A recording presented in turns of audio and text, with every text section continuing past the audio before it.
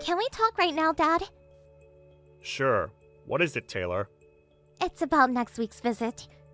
I couldn't get any train tickets, so Jim's going to be driving me there instead. But what about your car sickness? You're just like me in how car sick you get. Jim says it'll be fine if I take car sickness pills and just sleep in the car. I see. We'll need a place to park the car when we get there. Oh, that's right. I'll ask the neighbor if we can borrow the empty lot she owns. Thanks. I'll tell Jim. Yup. Say hi to him for me. Do you think I should get a driver's license already? Well, having one is certainly convenient. And I heard that even people who get carsick easily are fine if they're the ones who are driving. I've heard that too. Well, I guess I'll think about it later. I can't wait to visit you guys next week. Yep. We'll prepare some nice food for you.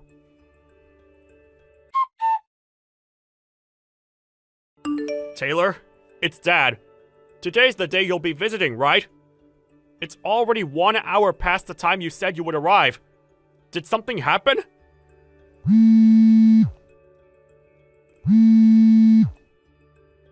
Taylor?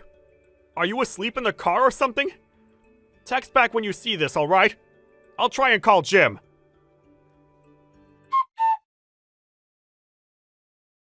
Hi, Jim. Can you talk now? Just send a reply if you notice my texts if you're driving, okay? Oh, hi, Mr. Larson. Is the driving alright? Oh yeah, I'm not driving right now. Is something the matter? Taylor wouldn't reply to my texts, so I decided to text you instead. What? Taylor isn't there yet? She's not here. Do you have any clue as to what happened? No, I drove her to the station and then we parted. The station? But she told me she'd be coming by car. You were supposed to drive her here, right? Since she doesn't have her own driver's license? Oh, that's what this is about. Urgent business suddenly came up, so I had to use the car. I told her to just use the train. I'm sorry I didn't notice. I thought Taylor already told you. Oh, I understand. Well, tell me if you hear anything from her. I'll tell you if she texts me anything. Alright, got it. Jim! I found out where Taylor is! She got into an accident in A City and was brought to the hospital by ambulance. I'm going to head there right away. But why on earth was she in A City? It's quite far from where you two live, and it's 100 kilometers in the opposite direction of where we live. Anyways, my wife and I will be going to A City immediately. Head over there once you see this message, alright? I'm fine, Dad. Taylor! You're heading over here, right? Yep. Your mother and I are in the train right now. But if you can text, that means you weren't badly injured, right? Yep, I'm fine. But I broke a bone in my foot, so I'll have to go to the hospital. But the driver who bumped into me took the proper actions. He was actually really kind, so don't shout at him, alright? Alright. I'm just glad you're okay. Texting is kinda difficult, so I'll go now. Taylor, there are a couple of things I want to ask you when I get there. I know. Be careful.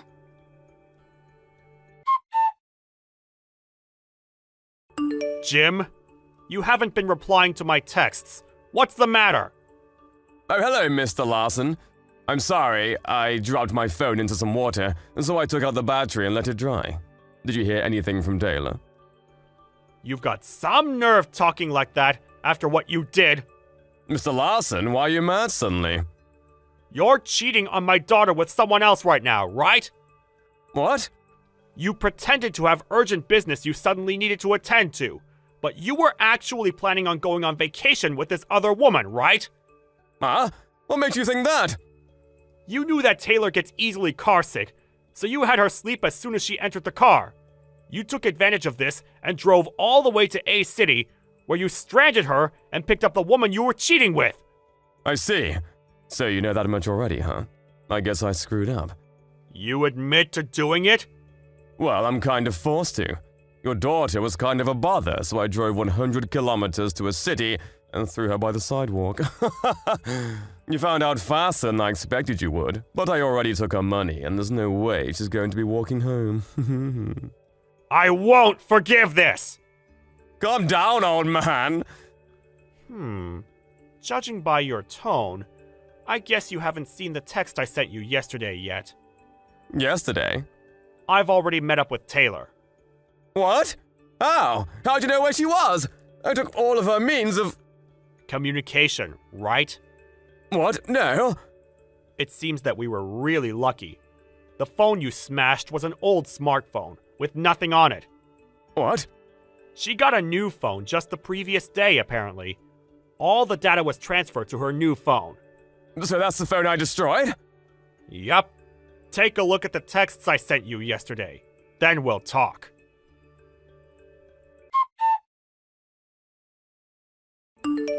She got into an accident at the place I left her at, so that's why you found out so quickly. She's in the hospital right now. Damn it! I thought that I would be able to delay you finding out about it until at least we got back from vacation. So that's what bothers you, not your wife's injury. You're one rotten son of a bitch. It can't be helped. I just don't feel any love towards her anymore. That doesn't mean you can just abandon her in some random city. No human with any remorse would do such a thing. Yeah, I'm sorry. Not going to argue, huh? You don't even know where I am right now, do you? What if I said I did? What? You're at a resort a few kilometers from A City, right? How do you know? It looks like you didn't notice that there was a GPS hidden in the purse you stole from Taylor. A GPS? Our family has the habit of putting GPSs on important things when going traveling, in case they get stolen or lost. It looks like Taylor still does it to this day. Besides, the resort you're currently at is run by a relative of my wife's. Seriously? You went there for your college graduation trip, right? Don't you remember who organized that trip? Oh, it was Taylor, right? Correct. Jesus. Anyways, I'll be coming to your room. What? Your father will be coming too. My dad? I called him. What? You better get ready.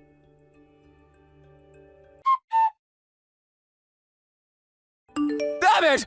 My dad now monitors everything I do because of what you did! Don't you think you deserve it?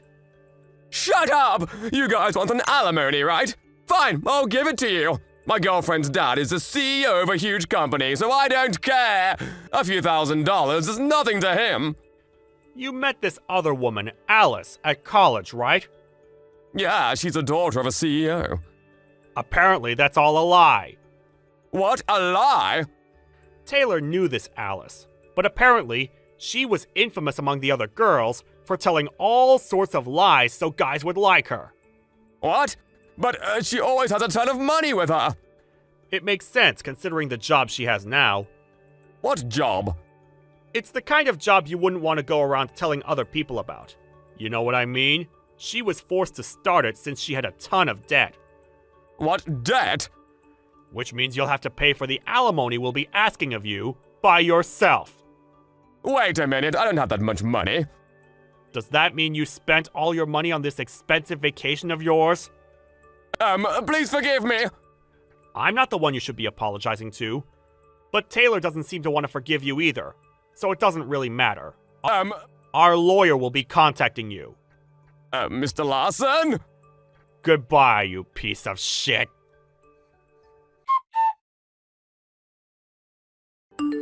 The person Jim was cheating on Taylor with, who came up with the idea to bring Taylor all the way to A City. Apparently, she sees Taylor as her rival, which is what made her decide to try and steal Jim and abandon Taylor in some distant city.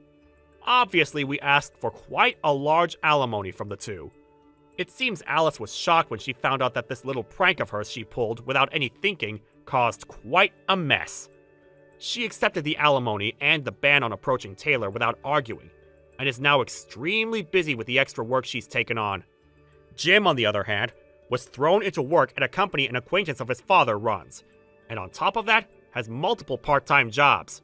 He's now being monitored 24/7 and is constantly working to pay off the debt. Thank you for watching. Please subscribe and hit the like button.